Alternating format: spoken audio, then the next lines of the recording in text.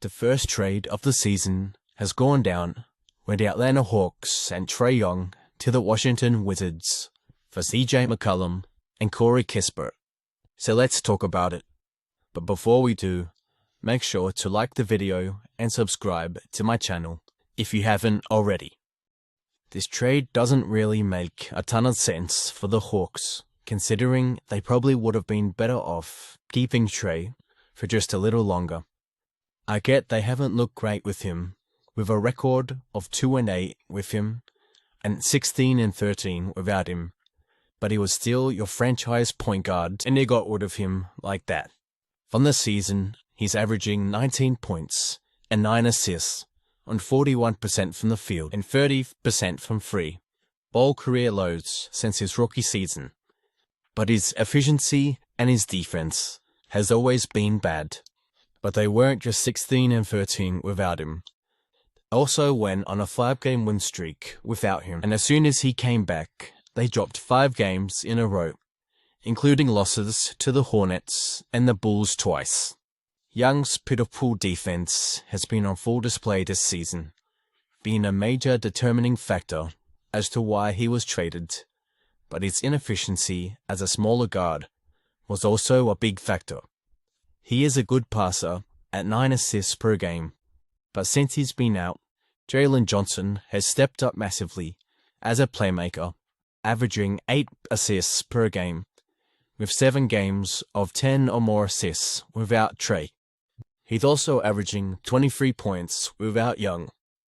With Johnson's superstar breakout, trading away Trae makes sense, but again, the return just doesn't sit right with me. A first-round pick might have been a little too expensive for a guy who doesn't really impact winning, but they couldn't have got a couple of seconds for someone like Cam Whitmore or AJ Johnson, someone with more potential than Kispert. McCollum is a good player to plug into an offense as a shooter, and he's on an expiring deal, and he's someone who can come off the bench and give you 15 points per game. And Kispert is a good shooter, but his game is way too similar to Luke Kennard's for my liking.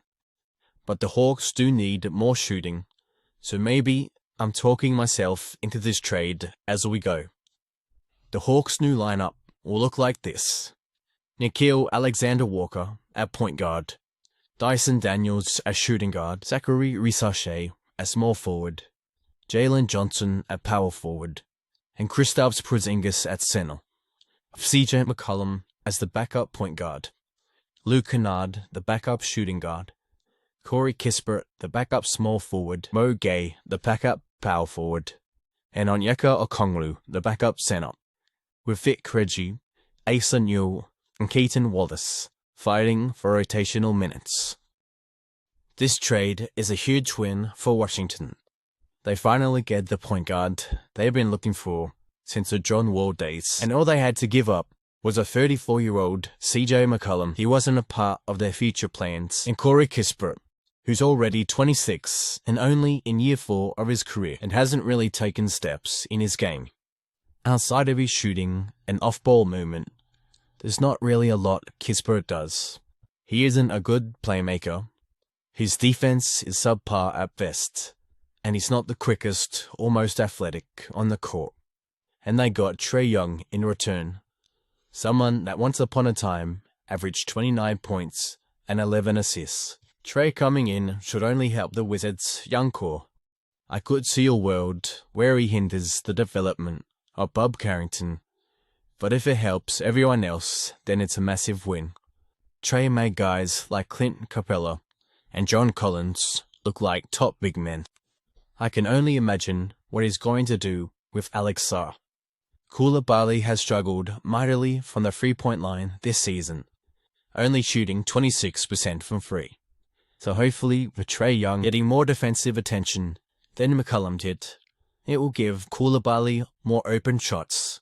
Keyshawn George has had a great sophomore season and hopefully continues when Trae Young gets plugged into the offense. And it should open up Trae Johnson's game, giving him more good shots.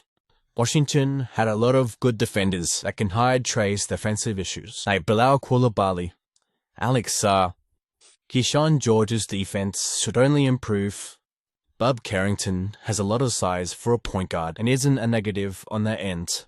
Cam Whitmore is a good on-ball defender, but does struggle when he's off the ball. Bill Riley can be a good defender, but does struggle with consistency. And AJ Johnson is a great defender.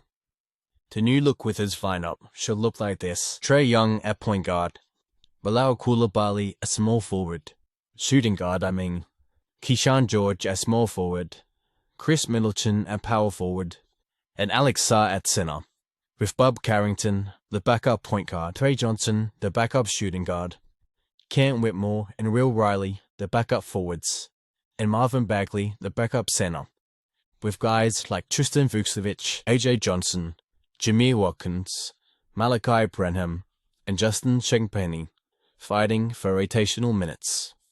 I really want Trae Johnson to start, but next to Trae Young, has a lot of defensive issues, especially without that elite defender on the perimeter.